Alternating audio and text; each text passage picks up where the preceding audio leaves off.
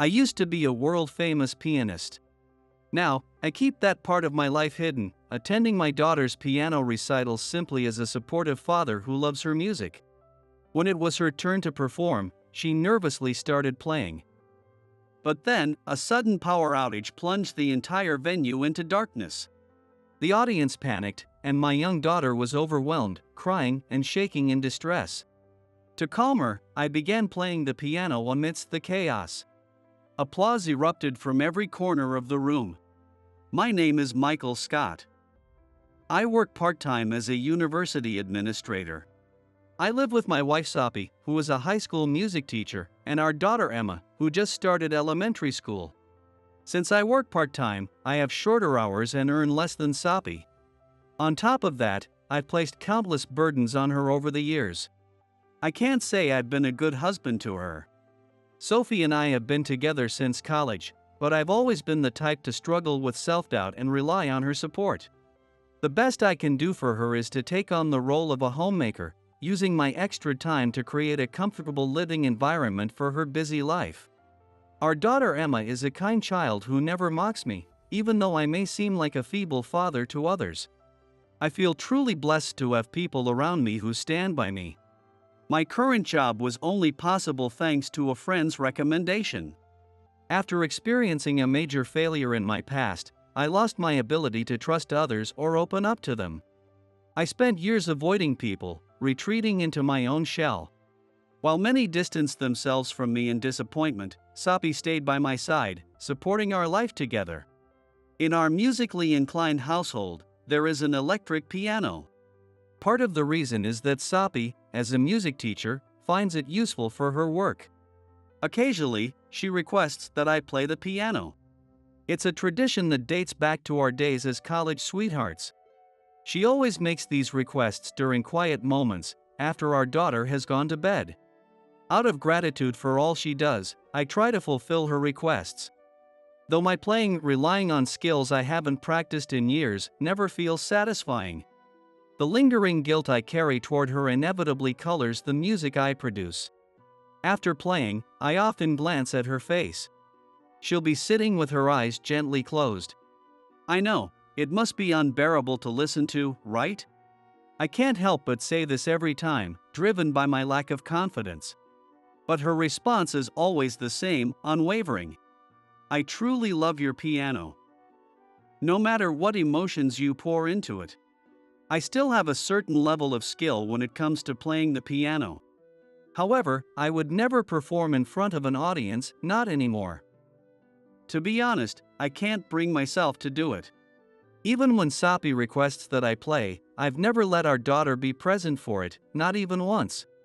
But whether it's because of her lineage or the environment she's grown up in, something changed when my daughter, Emma, reached second grade. She finally said it herself, I want to play the piano. From then on, she began playing beside Sophie before bed. What started as a monthly habit grew to weekly, then every 3 days, until it became a daily routine. At first, I pretended not to notice, glancing sideways as Emma played. But I couldn't help but notice how quickly she was improving at the piano. At first, I thought it was simply because of Sophie's excellent teaching. But it became clear that Emma was absorbing everything she was taught at an incredible pace. With her strong desire to learn, we decided to let her try a trial lesson at a piano school. The school had produced many professional pianists. When Emma performed there, her teacher, Ms. Johnson, praised her profusely and eagerly offered to mentor her. Daddy, I want to learn piano here. I love playing with Mommy, but she's so busy with work. If I practice here and at home, it'll be easier for her, right? Faced with her reasoning, I left the decision to Sophie. The next day, Emma began attending the piano school twice a week after school. As Emma became more immersed in piano, I felt an unease slowly growing in my heart. Perhaps I had always been afraid of this. As Emma became more passionate about the piano, I couldn't ignore how deeply she was diving into it. Once, I too had been praised relentlessly by adults, lifted high on a pedestal. But after a crushing failure, those same people turned their backs on me without hesitation, leaving me utterly alone. Now, I depend on Soppy for everything, even the foundation of our daily life. What I fear most is that Emma might follow the same path I did and make the same mistakes. If possible, I hope she can be like her mother, using her talent in ways that benefit others. However, what started as piano lessons twice a week soon became daily classes, thanks to the dedication of her teacher, Ms. Johnson. I found myself watching Emma's eager figure disappear out the door each day. Late at night, as I listened to the sound of her playing just before bed, I noticed something extraordinary. Her youthful energy and immense talent were undeniable. Even the way she played bore subtle similarities to my own. It was thrilling, but at the same time, I couldn't shake the fear of watching Emma be showered with praise, knowing all too well the harsh reality that often accompanies such acclaim. With admiration comes envy, and with envy come cruel criticisms and spiteful rumors. Hearing the applause for Emma took me back to my own days of promise, before I stumbled and fell. Looking back, I realize I had been oblivious, unaware of the struggles that awaited me.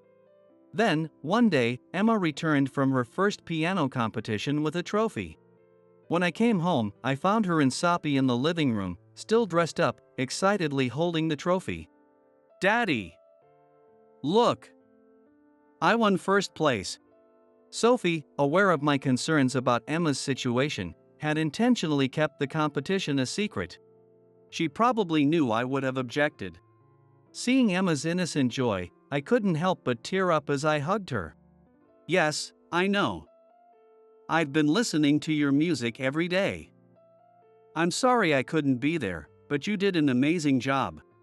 "Daddy, why are you crying?" "Sometimes people cry when they're deeply moved." I tried to brush it off with a simple answer, but Soppy saw through me. She understood that my fears were beginning to come true. Emma had real talent, far beyond what I had ever possessed. And yet, my greatest wish was for her to avoid the same pitfalls I had encountered. Of course, I wanted to nurture her gift. But what do you think? Do you think Emma can overcome it? Can she avoid ending up like me? I didn't want Emma to be crushed under the weight of endless expectations and hidden agendas, losing herself in the process. "You know," Soppy began, "the reason she became interested in piano was because she used to listen to you play from her bed. She probably noticed that your sound is different from mine." I was stunned by this revelation. "But you've never played the piano in front of her, nor do you ever talk about it." She said, "Daddy's better at piano than Mommy. But he doesn't seem to like it." Then, she wrapped her arms tightly around me from behind. "Emma inherited her talent from you. But don't forget, she's my daughter too. She won't necessarily follow the same path you did. She'll be okay." As always, Soppy was there to support me, lifting me up during my moments of doubt. Feeling a bit frustrated, I muttered, "I wonder if there's anything I can do." Sophie just smiled and gave me some advice. "She's been feeling like her practice at home isn't enough lately. She's at a level where a teacher can't guide her much anymore. Why don't you try sitting beside her and see how it goes?" After hearing that, I started watching Emma play the piano from behind. When she noticed I was nearby, she began playing as if directing the music toward me. It felt like she was inviting me to join her, as though saying, "Let's play together." I took her up on the invitation and enjoyed a duet with my daughter. Since then, our conversations during practice increased, and I started pointing out things I noticed. Emma seemed to love this new dynamic. She started calling me over every time she practiced, turning it into a daily ritual. While most kids eventually lose interest and quit, Emma only grew more devoted to piano as she got older. Because of this, Emma would rush home immediately after school, having already finished all her homework during the day. Her routine consisted of lessons at the piano school, followed by practice at home with my guidance until just before bedtime, interrupted only by meals and bath time. On weekends, I would coach her, and she would spend the rest of the time refining her skills through self-practice. Even at her young age, Emma didn't seem to find anything unusual about dedicating her entire life to piano. However, to other children and parents with different values, her lifestyle likely seemed strange, even extreme. Emma had friends at school, but she always declined their invitations to hang out after school or on weekends. One day, I was unexpectedly approached by the parent of one of Emma's friends, who said this to me. I heard from my child that Emma spends all her time practicing piano after school. Poor thing. Why don't you let her play with her friends once in a while? I knew that other adults, hearing these stories, probably assumed we were forcing Emma to focus on piano. But whenever they saw her perform or heard her express her passion for piano, those criticisms quickly faded away. In fact, some parents started praising Emma's extraordinary talent while also showing a hint of envy toward us. Your daughter is amazing. I heard she won another competition. Her future must be so bright, I'm so jealous. Thank you. But am I satisfied with this situation? Not at all, it's quite the opposite. To be honest, I wished Emma would push back against the grueling routine of piano practice.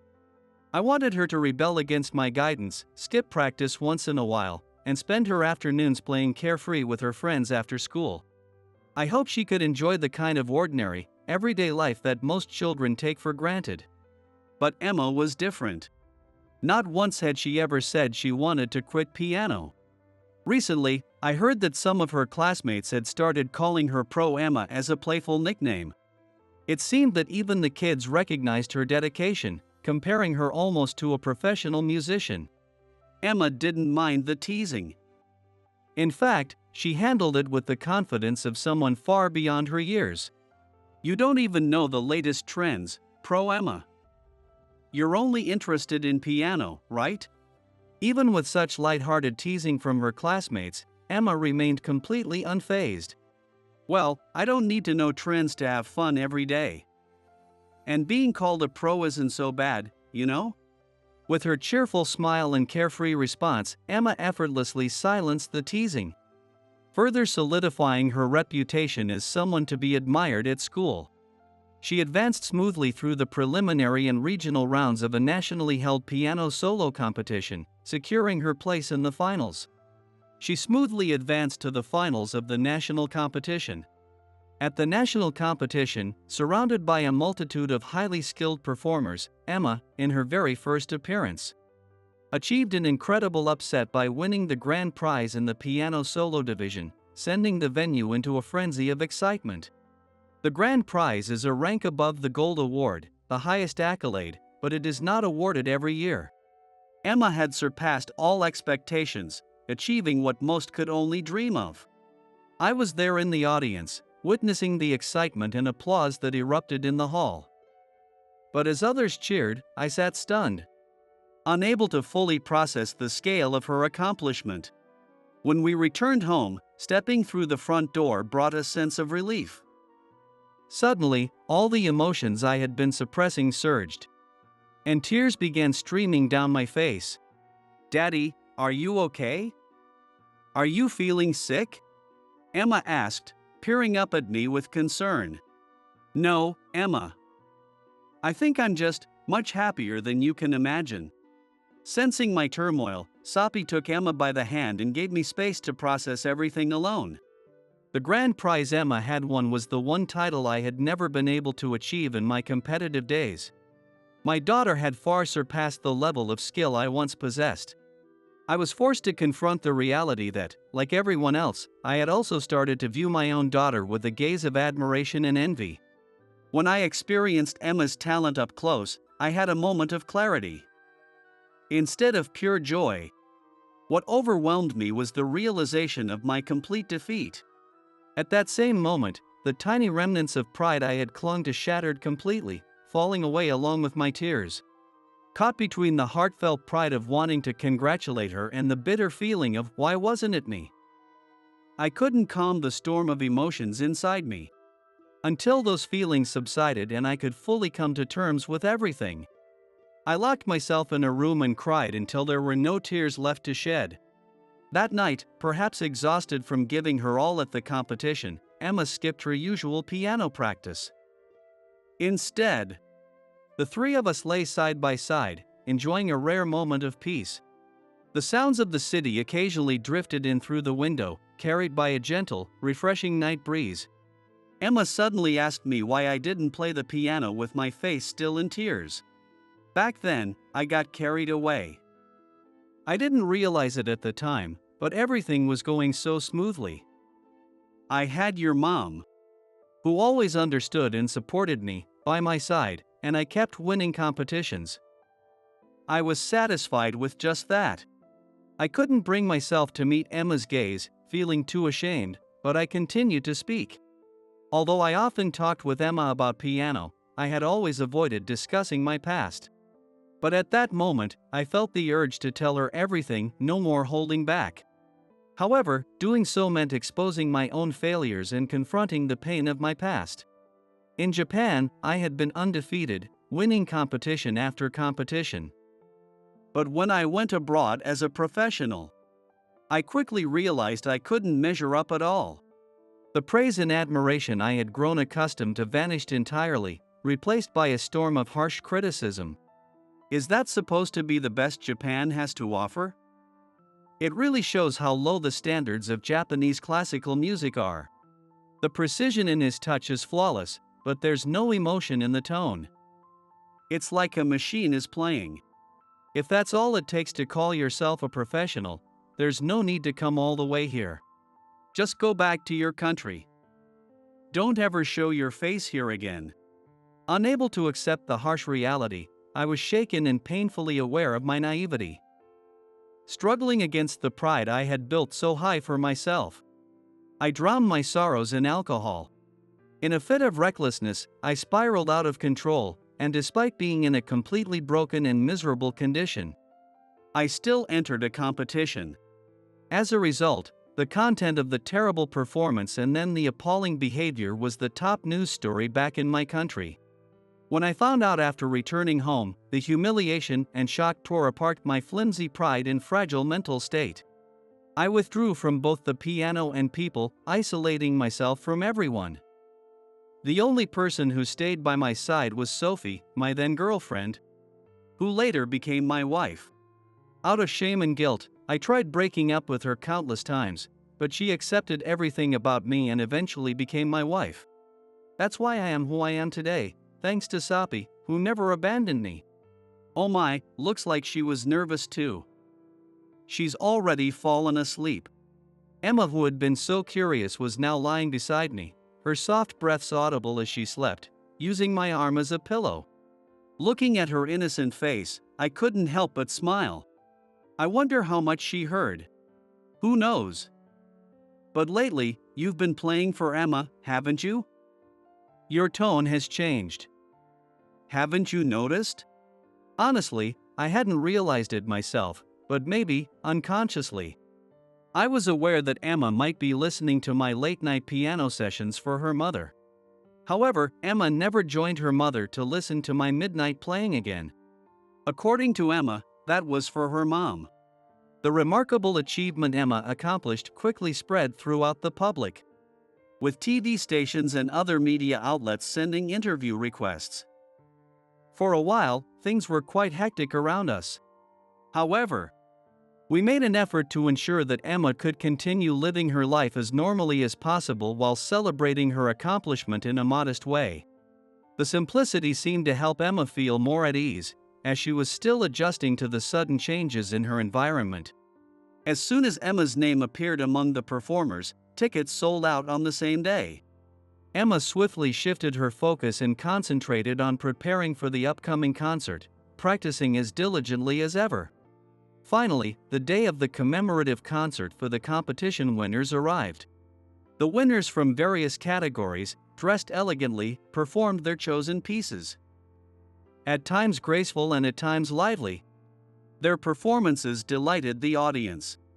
Having pulled off the competition's most stunning upset, Emma had now become one of the most talked about rising stars in the industry.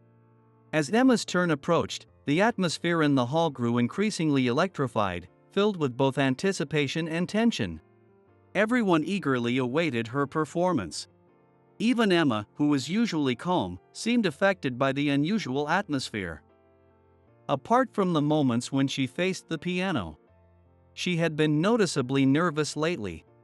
The level of attention directed at her was far beyond anything she had experienced before. Normally, I wouldn't have felt too concerned about Emma, but this time, something about her demeanor left me uneasy. For that reason, instead of sitting in the audience, I stayed backstage with the other performers. On this day, Emma, who was usually more talkative than me, was completely silent and didn't smile at all. She seemed overwhelmed by the atmosphere. Then, it was finally Emma's turn. When her name was called, she let go of my hand, which she had been holding out of anxiety, straightened her back, and walked toward the piano with unwavering determination. The audience erupted into thunderous applause to welcome the performer they had been eagerly waiting for. As the applause died down, the entire hall held its breath, watching as Emma began her performance. At first glance, there didn't seem to be any issues with her playing. However, there was a slight stiffness in her finger movements, which subtly affected the tone. As the piece approached the section where it was supposed to pick up momentum, something unexpected happened. Suddenly, the entire hall was plunged into darkness as if a veil had been dropped, obscuring everyone's vision. The only lights remaining were those of the emergency exits. At first, the audience and I thought this might be part of the performance, a dramatic effect of some kind. But when the lights didn't come back on, it became clear this wasn't a planned feature. Confusion spread like wildfire, and the room quickly descended into a mix of uncertainty and unease. Taking out my phone, I checked to see if there was any network interference. There wasn't. Realizing that the issue was with the venue, I became increasingly concerned about Emma, who was left alone on the stage during this emergency. Turning on my phone's flashlight, I made my way toward her. Emma, startled by the unexpected situation, was quietly trembling, trying her best to stay composed. I had experienced a similar situation as an adult, but Emma was still an elementary school student. It was only natural for her to be frightened. Gradually, other members of the audience began turning on their phone flashlights. But the combined light was far from enough to illuminate the stage fully. However, this unexpected turn of events worked in Emma's favor since she was less visible to the audience. "Emma, it's okay. I'm here." The sudden changes in her surroundings and the unexpected circumstances must have pushed her stress to the limit, causing her to finally break down. Perhaps feeling reassured by my presence, Emma, who had been holding back and trembling quietly, burst into tears. But this was a sign of her releasing the tension. I gently rubbed her back and let her cry until she calmed down. Sometimes, letting it all out is quicker and easier than bottling it up. Just like that day when I couldn't hold back my own emotions after Emma won the grand prize at the competition. At the venue, the unexpected situation had thrown the audience and the other participants' children into a panic. It wasn't just the audience and contestants who were flustered, the concert staff were also scrambling, their shouts of frustration echoing backstage. "Hey! What's going on here? What's the lighting crew doing?" Somewhere on stage, a backstage staff member's angry voice rang out, its force making Emma flinch and tremble as she started crying again. "I'm sorry. Everything was fine just a moment ago. Save the excuses. Just fix it quickly." It seemed like all the lighting and electrical systems were down. Even tapping the microphone yielded no sound. It wasn't powered on. "Ladies and gentlemen, we sincerely apologize for the inconvenience. We are working to restore the equipment. For your safety, please remain seated." In the noisy, chaotic venue, with no microphones working, the concert staff had to raise their voices to guide the audience. "Daddy, what should I do?" Emma clung to me, her hands still trembling slightly, her teary voice filled with anxiety. Right now, she wasn't the prodigy everyone called a genius girl. She was just a young schoolgirl, scared by the sudden emergency. Despite the abrupt changes in her environment, TV interviews and strangers approaching her, Emma had always managed to respond politely and properly, even at her young age. But I could tell she was pushing herself too hard, trying to meet everyone's expectations. As her father, I didn't want her to rush into adulthood just to keep up with others' demands. After all, her childhood had been anything but ordinary since she started playing the piano. Do you think the concert's ruined? Will I have to finish without playing? Even in this situation, Emma was longing to play the piano. Perhaps, more than the environmental changes, her biggest source of stress was the frustration of not being able to play right now. With me by her side, her trembling had stopped before I even realized it. Emma, how about we do our usual routine while we wait for the lights to come back on? The venue was still chaotic and loud, so a bit of piano playing wouldn't make much difference in the noise. Even as I questioned the absurdity of my suggestion, my main concern was calming my daughter. I could feel her nod in agreement as she wiped her tears in my arms. Just as Emma had once invited me to play along with her on the piano, I used my phone's flashlight to illuminate the keys, sat down next to her, and played a note toward her.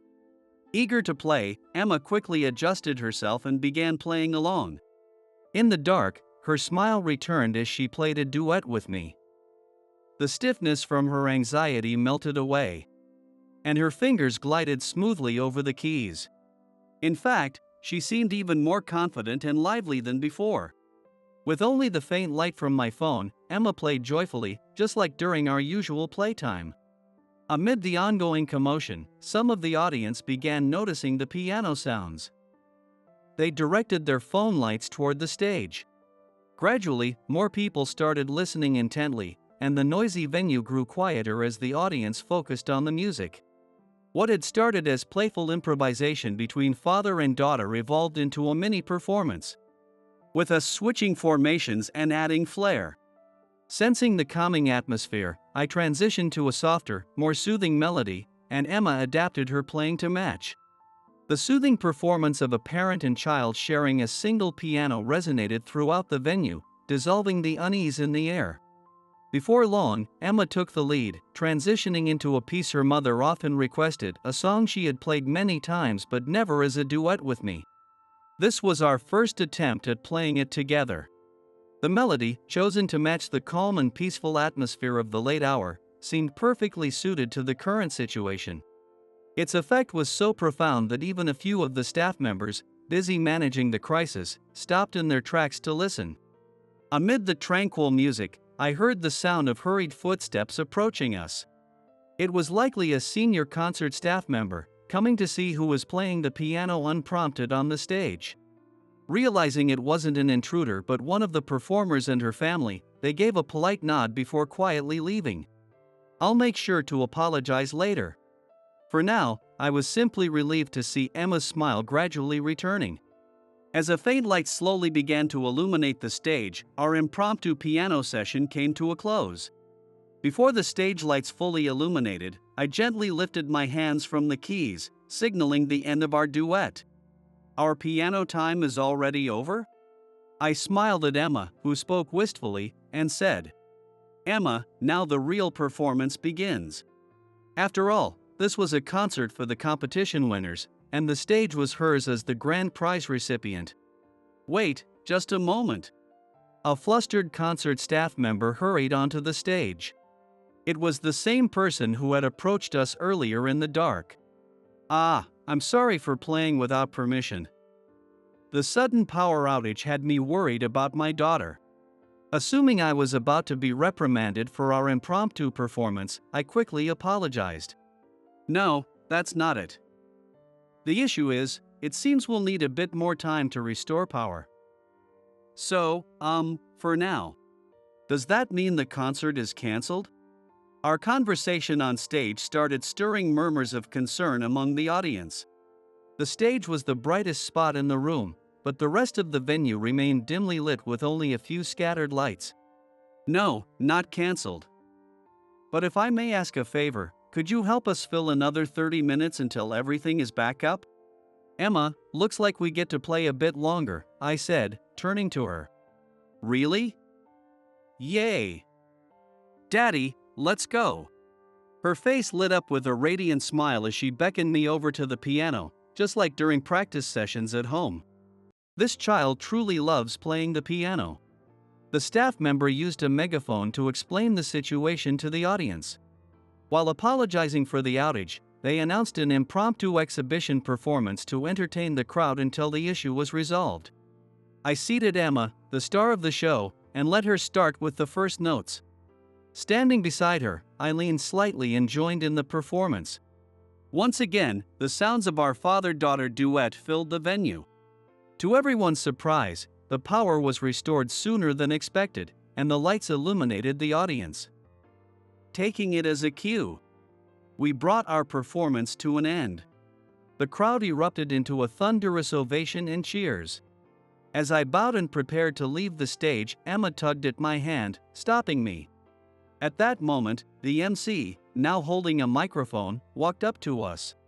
Well, we had an unexpected outage, but during that time, we were treated to a wonderful performance. Let's give them another round of applause. The MC began praising me, saying, "Not only is your daughter talented, but it seems her father is just as skilled." Sensing the tension building, I decided to leave the stage before they could start asking too many questions. "Wait a moment, could you be Michael Smith?" The world-renowned. As the MC's voice echoed through the venue, murmurs spread among the audience. Her father is that Michael Smith? No wonder his daughter is so amazing. Smith. I've heard that name somewhere before. Michael Smith, the name I once carried, and the name synonymous with my greatest humiliation on the global stage. The last time I played in front of such a large audience was at an international competition where I made a fool of myself. My shabby appearance, including my intoxicated state of dress, decorum, and style of play, made me an easy target for the Japanese elite who have hit the wall of the world and fallen all the way down. In that sense, perhaps I was world-renowned after all. Meeting you here is such a surprise. Since you're here, could you play just one piece for us, for the future pianists in the audience? The MC, brimming with excitement, implored me to perform, leaving me at a loss. No, tonight is a concert for the competition winners, I tried to decline politely. Before I could finish, Emma chimed in. "Daddy, I think I need a little break. If you could play for me, it would really help." Her playful request, tinged with a childlike charm, drew laughter from the audience. "Well, your daughter has spoken, and I think everyone here would love to hear you play." The MC, visibly sweating, was working hard to hype up the atmosphere. The audience, caught up in the excitement, added their voices to the growing expectations directed at the stage. The staff, too, seemed eager to recover from the disruption caused by the power outage, doing everything they could to salvage the concert. Backstage, the crew continued to move tirelessly in the dim light, managing the unexpected crisis without pause. "Well, since we're short on time, I'll play just one short piece," I said. The audience responded with welcoming applause. As the clapping subsided, the venue grew silent, leaving only me and the piano at the center of the stage. I chose a piece that reflected my genuine feelings at that moment, without any pretense. The selection was Gratitude from Grieg's lyric pieces, Book 7. It was a tribute to everyone who contributed, visibly or behind the scenes, to making this dazzling stage possible. When I finished playing, the room was so quiet it felt like time had stopped. The silence stretched on, feeling almost endless, before erupting into a thunderous wave of applause and cheers. The audience rose to their feet, filling the venue with resounding ovations. Standing on stage, I was enveloped by the warmth of their praise. Filled with gratitude, I gave a deep bow and left the stage, carrying the echoes of their applause with me. The concert resumed smoothly afterward and concluded without further issues. As I watched Emma's performance, something long dormant within me seemed to stir back to life. Months later, I turned on the television to see the broadcast of an interview we had recently given. Today's guests are a father-daughter piano duo, Michael and Emma Scott. The accident at the competition had drawn media attention, and since then, Emma and I had begun making a living as a pianist duo. I was relieved to shed the burden of being world-renowned and felt much happier being recognized simply as a father-daughter pianists. Sophie, too, supported our journey, stepping back from her teaching career to help behind the scenes. Requests that used to come late at night now arrived during the day, and Emma was always by my side. Play that song from back then, please? With a joyful encore request from my daughter, the three of us, smiling and happy, filled the room with the warm sound of piano music.